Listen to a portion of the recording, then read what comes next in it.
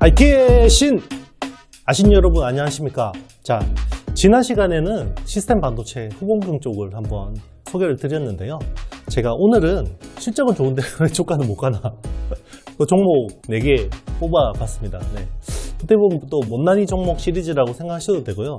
이게 한 번에 반영해버리더라고요. 시세라는 게. 네. 그래서 버틸 수 있으면 좀 괜찮은 투자 방법이 될 수도 있겠다라는 생각이 듭니다. 자, 제가 첫 번째 소개해드릴 회사는요. 프로텍입니다. 프로텍은요. 제가 몇 달 전에 한번 소개를 드렸었는데요. 어드밴스드 패키지 쪽에서 가능성이 있다. 어드밴스드 패키지 쪽에서 가능성이 있다. 항상 제가 이야기하는 한미반도체 이오테크닉스하고 여기에 비견될 만한 회사지만 아직까지 세계 최고 수준의 기술을 가지고 있는지는 모르겠다라고 이야기를 했었는데 최근에 역시나 낭중지추라고 해서 또 새로운 것들이 터져가지고요. 잘 됐습니다. 자, 이 회사 같은 경우는 디스펜서 업체입니다. 디스펜서 장비를 만드는 업체라고 생각하시면 되고요. 그리고 이제 리플로우 장비, 그리고 본더 장비, 갱본더라고 그러죠. 자, 이런 것들로 계속 신규 사업을 펼치고 있는 회사라고 생각하시면 됩니다. 디스펜서 같은 경우는 쉽게 이야기하면 접착제를 짜넣는 회사라고 생각하시면 되는데요. 접착제를 이제 주입하는 장비라고 생각하시면 됩니다. 플립칩 CSP 같은 경우는 이렇게 마이크로 범퍼가 있을 거고요. 그죠? 그리고 패키지 서브스트레이트가 있겠죠. 솔더볼이 이렇게 있을 거고요. 여기에다가 짜 넣는 겁니다. 이렇게. 여기에다가 주입을 하는 거죠. 네. 주사기 같은 걸로 하겠죠.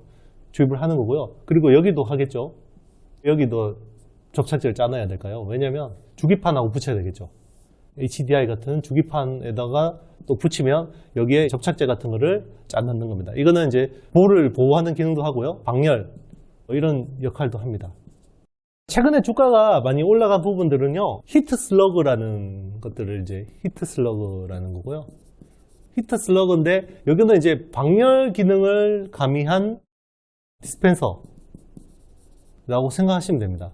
이게 어떻게 보면 새로 신규 매출이 좀 입증이 돼가지고 최근에 많은 주가 업사이드가 나왔고요. 그리고 SIP, 시스템 인 패키지 같은 AIP 뭐 이런 쪽으로도 계속해서 이제 확장 적용이 될 수 있다라는 겁니다. 그래서 이 회사는 이제 주가가 최근에 급반등했던 그런 모습이 있고요. EMI 차폐 같은 경우 기존엔 스퍼터 방식인데요. 스퍼터 방식을 주로 하고 있는데 한미 반도체 같은 경우는 그렇죠. 스퍼터 방식에 이제 인라인으로 납품하는 건데 이런 것들을 이제 스프레이 방식으로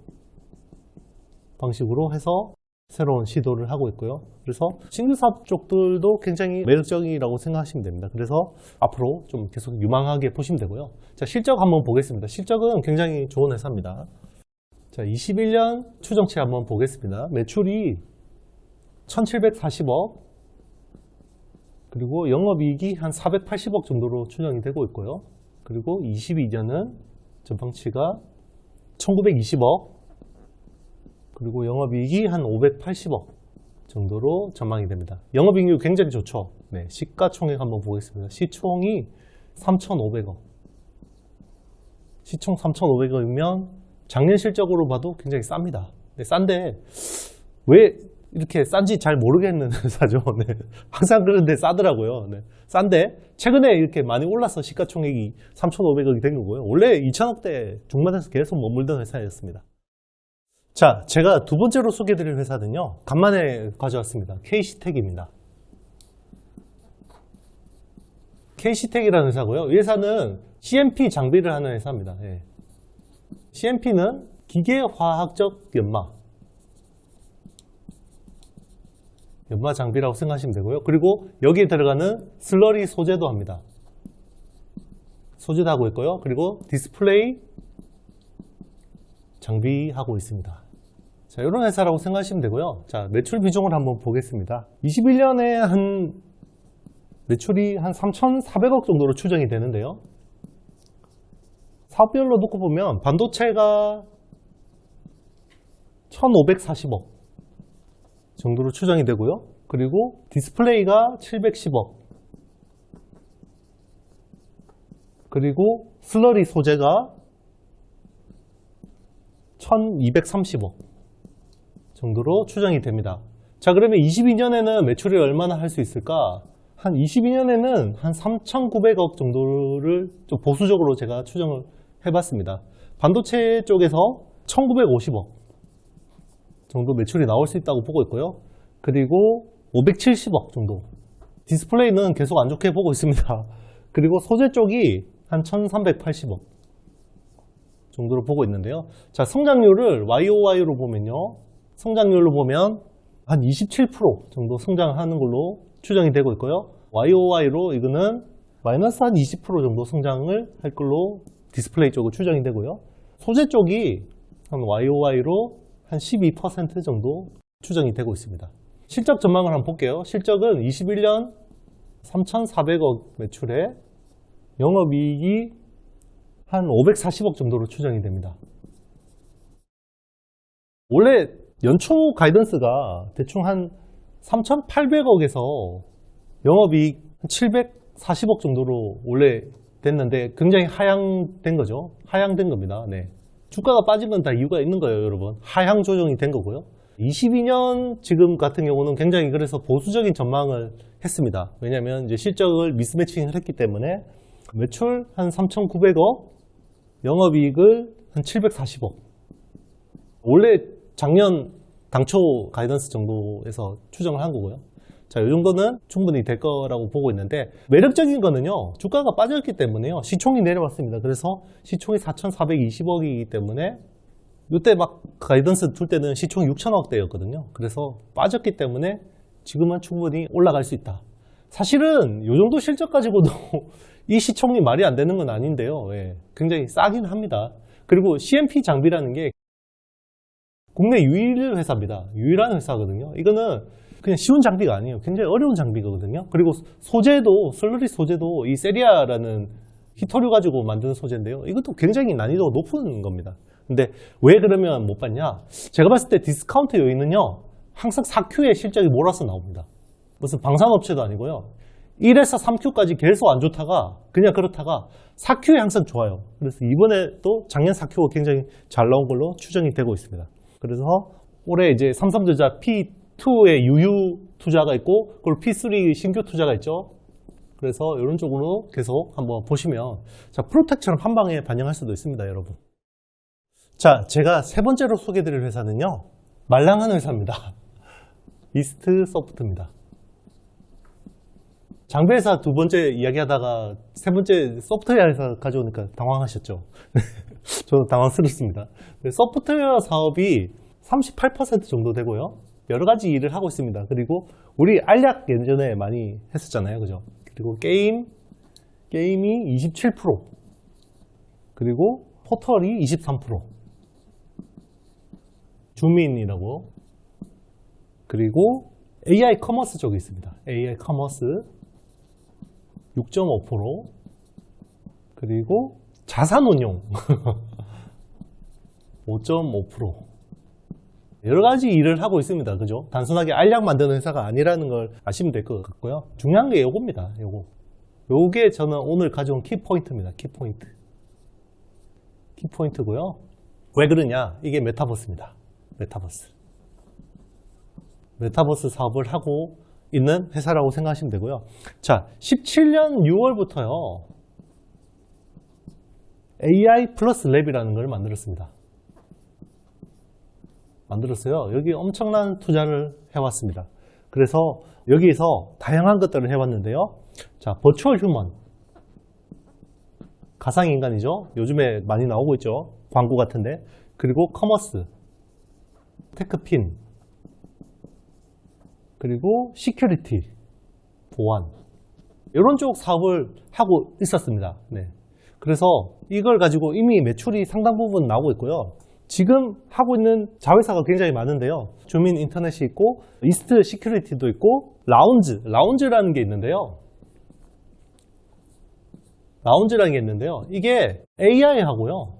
AR을 같이 융합해서 만든 기술입니다. 이거를 우리 안경 같은 경우는 직접 껴보고 사잖아요. 그런데 이런 것들을 다 자기 얼굴형이나 이런 것들을 사진을 대면 안경이 딱 진짜 끼는 것처럼 마치 가상의 그걸로 이제 확인할 수 있는 건데요. 중요한 게 이게 반품률이 굉장히 낮답니다. 반품률이. 요 솔루션을 하니까 반품률이 굉장히 낮아져 가지고요.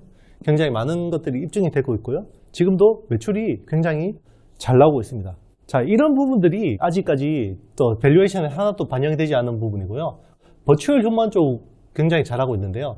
최근에 YTN 쪽에 변상욱 앵커 얼굴을 가지고 실제로 이제 뉴스를 진행하기도 했고요. 최근에 뭐 홈쇼핑 이런 데서 보면 가상 쇼 호스트가 나와서 물건 팔기도 하고 그러잖아요. 이제 그런 쪽으로도 많이 이제 진행이 되는데, 휴넷의 이민영 강사, 유명하신 분이죠.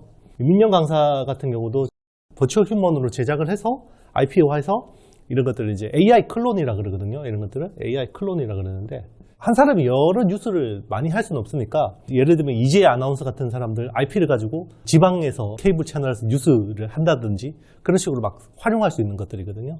그래서 앞으로 메타버스 관련주로 유망할 수 있다라고 보고 있습니다. 자, 실적 한번 보겠습니다. 21년 추정치가요, 매출이 994억, 그리고 영업이익이 97억 정도로 추정이 되고 있고요. 22년 전망치가 매출 1120억, 그리고 영업이익이 120억 정도로 전망이 됩니다. 그리고 시가총액은요, 현재 시가총액은 1980억입니다. 그래서 메타버스 관련주 치고, 그리고 숫자가 이만큼 나오는데도 불구하고 굉장히 싸고 향후 메타버스 핵심 관련 기술을 가진 회사로 주목을 받을 수 있겠다라고 생각하고 있습니다. 자, 제가 마지막으로 소개해드릴 회사는요, 원익 QNC입니다. 이 회사는 반도체 파츠 중에서 쿼츠웨어를 하는 회사라고 생각하시면 됩니다.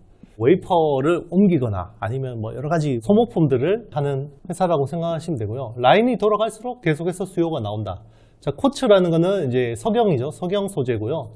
이게 실리콘하고 굉장히 비슷한 물성이라서 이거를 닿더라도 오염이 되거나 손상이 되거나 이런 것들이 덜 하다고 합니다. 그래서 이제 쿼츠 쪽을 많이 쓰고 있고요. 그리고 이제 세라믹 파츠 쪽도 많이 하고 있습니다.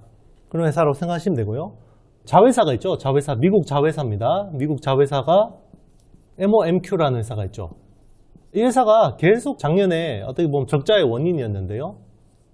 최근에 원재료 가격이 계속 오르고 있죠. 모든 부분에서. 인플레이션 때문에. 그렇죠. 그래서 원재료를 내재화하고 있기 때문에 오히려 더 이 회사는 상대적으로 괜찮은 구도를 가져갈 수 있다라고 보고 있습니다. 매출 비중으로 보면요, 작년 기준으로 쿼츠 쪽이 한 48% 정도 추정이 되고 있고요. 그리고 세정이 모멘티브 쪽이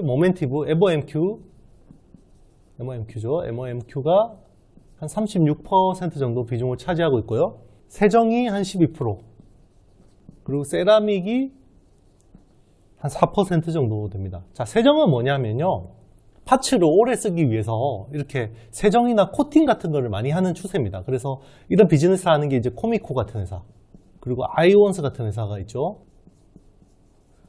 왜냐면 이 파츠는 상하면 갈아줘야 되는데, 갈아주려면 라인을 세워야 되고, 이런 게 이제 또 비용이기 때문에 좀 오래 쓰게 하는 것들이 되게 중요합니다. 그래서 세정 쪽도 계속해서 파츠 업체들이 많이 하는 추세라고 생각하시면 되고요.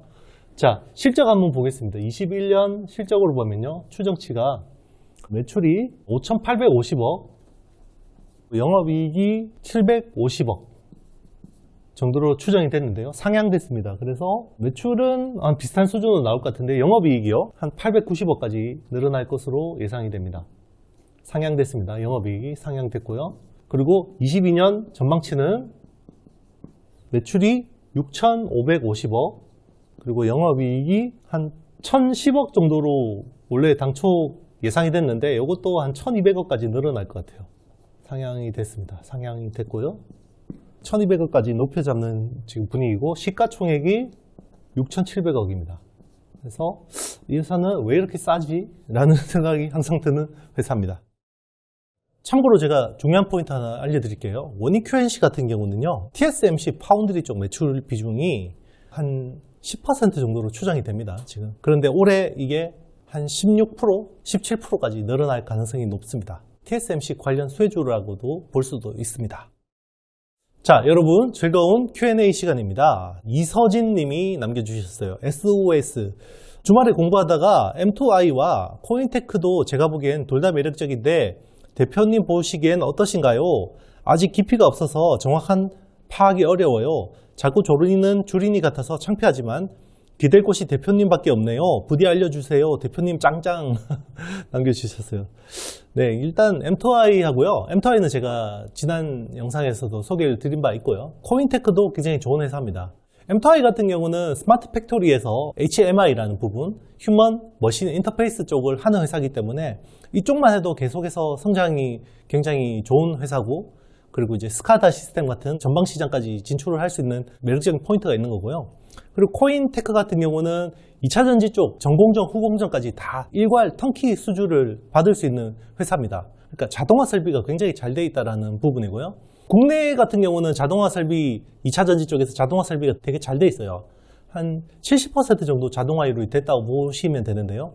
해외 쪽은 자동화가 거의 안 돼 있습니다. 그래서 앞으로 해외 쪽에서 굉장히 성장의 포인트가 나올 수 있다는 게 중요할 것 같고요. 그런데 이제 약간 포인트는 다를 수 있어요. M2i 같은 경우는 굉장히 하이엔드 스마트 팩토리, 반도체 뭐 이런 쪽을 이제 타깃으로 하는 거고요. 코인테크 같은 경우는 기존에 잘하는 회사들보다는 새로운 신규 진입 플레이어들한테 좀 파는 거죠. 그래서 세컨 티어 이런 업체들이 좀 타깃이라고 보시면 되겠습니다. 그런 것들은 한번 잘 비교해서 투자하시면 충분히 좋은 성과가 날 수 있을 거라고 보고 있고요. 두 회사 모두 괜찮은 회사입니다. 탄탄한 실적과 성장 스토리를 가지고 있기 때문에 적절하게 분할 매수하는 것도 좋은 전략인 것 같습니다. 자, 여러분 오늘도 공부하시느라고 고생 많이 하셨습니다. 최근에 시장이 계속 안 좋은데요. 주말만은 주식시장 잊어버리고 꿀잠 주무시고요. 연휴에도 영상이 올라갑니다, 여러분. 네, 영상 열심히 올리겠습니다. 자, 저한테 좋아요, 구독, 알림, 댓글 많이 남겨주시고요. 새해 복 많이 받으시길 바라겠습니다. 여러분 다음 시간에 뵙겠습니다. 안녕.